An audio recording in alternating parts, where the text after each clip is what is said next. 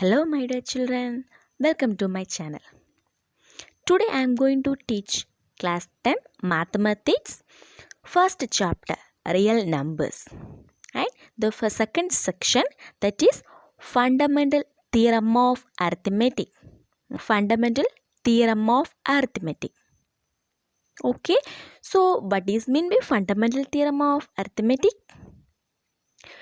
It has the definition: every composite number can be expressed as a product of primes and its factorization is unique apart from the order in which the prime factors occurs. So this nothing but composite number, it can be expressed as the product of primes. That is, suppose when number is given, that is I am taking here number 18. How can I express the 18 as the product of primes? Let's see that. The number is 18. Okay. Now I am going to express this 18 as the product of primes. See here, this 18 is a composite number. I am going to write this 18 as the product of primes. So we have to factorize this. Here 2 and then 9. 9 2s are 18. So 9 and here 2. Again we can do like this, and here 3 and next one is also 3. So now we get here 2, 3 and 3. These three numbers are the prime number. So we can write this 18 as 2 into 3 into 3. This is called the product of primes.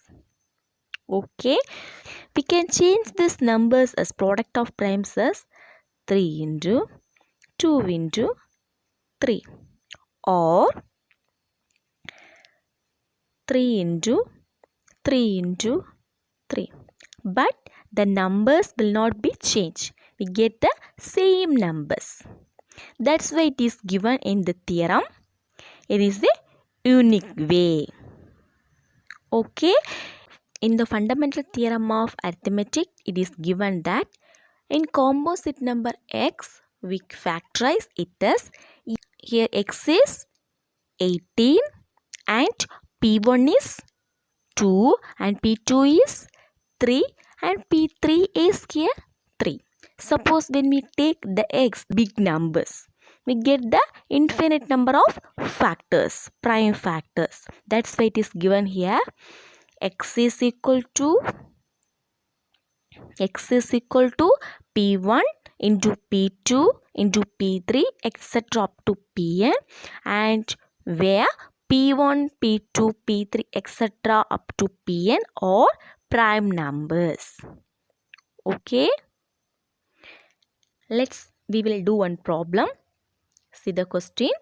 Find the LCM and HCF of 12, 15 and 21 using prime factorization method. Okay. So in this question, three numbers are given. We have to find the HCF and LCM. Okay. Here the numbers are 12, 15 and 21. First we have to factorize this 12. Here 2 into 6 is 12. Again 2 into 3 is 12. So the prime factors for 12 are 2 into 3. Okay. Again 15. We have to factorize 15 like the same model. 2 is possible here? No. So 15, 3 is possible. So here 3. Again 5 3s are 15. Any other numbers? No. So we can write here 15 is equal to 3 into 5. Okay. Again 21. Here 3 is possible. 7 3s are 21. Any other numbers? No. So here 21 is equal to 3 into 7. Now, so from this we have to find the HCF and LCM. We already studied HCF means in this three numbers, you have to select the common factors. What is the common factor here? Here 3, here 3, here also 3. Any other numbers? No. So here HCF is equal to 3. Okay. What about LCM? LCM is equal to, here first we have to write the common factors, that is here 3, and again remaining numbers we have to write here. 2 is there, again 2. So 2 into 2. Here 5 into, again here 7. Okay, now we have to multiply this, we get the answer, that is LCM. Okay, so here 3 into 2 into, that is 3 into 2 is 6. 2 into 5 is 10 into 7. So when we multiply, we get the answer is LCM is equal to 420. LCM is equal to 420. So this is the LCM for these three numbers 12, 15 and 21. Clear? Now let's see the next problem.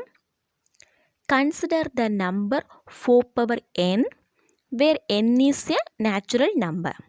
Check whether there is any value of n belongs to n for which 4 power n ends with the digit 0. Okay, so we have to check whether this 4 power n ends with the digit 0. Suppose I am taking a number that ends with 0. For example, I am taking here 20. Okay, when I factorize this, what are the prime factors? Here 2, here it is 10, again here it is 2 and here it is 5. So 2 into 2 into 5. These are the prime factors. Taking here another one number that also ends with 0. I am taking here 60. 60, here 2, here 30, again here 2, here it is 15, again here 3, again here 5. Okay, so here also it contains 2, 5, 1, 3 is there, right? So if you want to take, so check for another number also. Okay, so this number ends with 0, it must contains 2 and 5. Okay, from the given question, 4 power n. How can we write this 4 power n? 2 into 2 the whole power n. Already we see the number ends with 0 means it contains the 2 and 5 are the prime factors. But what about here? Is there is any 5? No. So we can say this 4 power n does not ends with 0. Okay. So this is our answer. Hope all of you understood. So that's all for today. Thank you. Hi viewers, இந்த video உங்களுக்கு பிடிச்சிருந்ததுன்னா like பண்ணுங்கள், share பண்ணுங்கள் and subscribe பண்ணுங்கள். Bye bye, see you.